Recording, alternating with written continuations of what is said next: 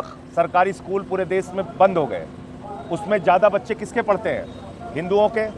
उत्तर प्रदेश में 50,000 सरकारी स्कूल बंद हो गए, उसमें ज़्यादा बच्चे किसके पढ़ते हैं? हिंदुओं के, पिछड़ों के, दलितों के, आदिवासियों के। किसी हिंदू का खून नहीं खौलता। तो ठीक है, हिंदू मुसलमान के नाम पे वोट पा रहे हैं, वो जीत रहे हैं। अस्पतालों में कुत्ते बैठते हैं, अस्पतालों की बेड पे। मोमबत्ती में ऑपरेशन हो रहा है। रोजगार नौजवानों को नहीं मिला। ये नीट की परीक्षा में जो पेपर लीक हुआ है, इससे किसका भविष्य बर्बाद हुआ? ज़्यादातर 80% से ज़्यादा हिंदुओं के बच्चे बैठे हैं उसमें। किसी हिंदू का खून खोला?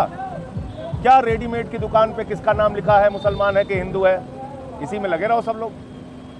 भाई पेट्रोल डीजल का दाम बढ़ गया देश में, किसकी जेब काटी जा रही है? ज़्यादातर संख्या हिंदुओं की है, उनकी जेब काटी जा रही है। 44 लाख करोड़ रुपए मोदी सरकार लूट के चली गई टैक्स के नाम पे। 3.5 लाख करोड़ रुपए डीजल पेट्रोल के टैक्स के नाम पे, मुनाफे के नाम पे कंपनियों ने लूटा। अभी गैस का दाम बढ़ गया, तेल का दाम बढ़ गया, किसी को कोई फर्क नहीं पड़ रहा है। पूरा विपक्ष, पूरा जो युवा है, बेरोजगार है, वो सड़कों पर है। उसके बावजूद भी सरकार जो है, देखिए, घोटाला करके जीतते हैं, पहली बात।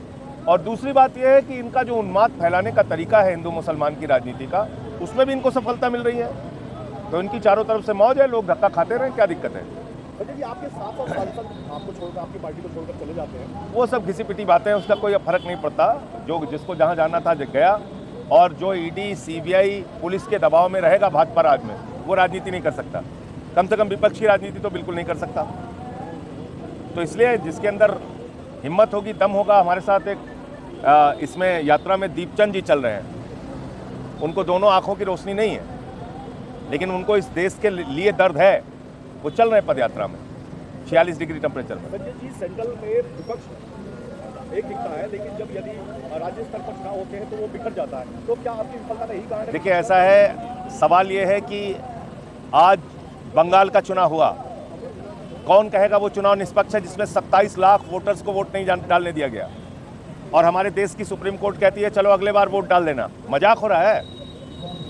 6 लाख वोटर बढ़ा दिए गए फाइनल वोटर लिस्ट के बाद। मजाक हो रहा है? दिल्ली में केजरीवाल जी के क्षेत्र में 44,000 वोट काट दिए गए। तो ऐसे ही है चुनाव। पंजाब बचा पाएंगे? 100%। पंजाब में हमारी सरकार है, फिर से आएगी।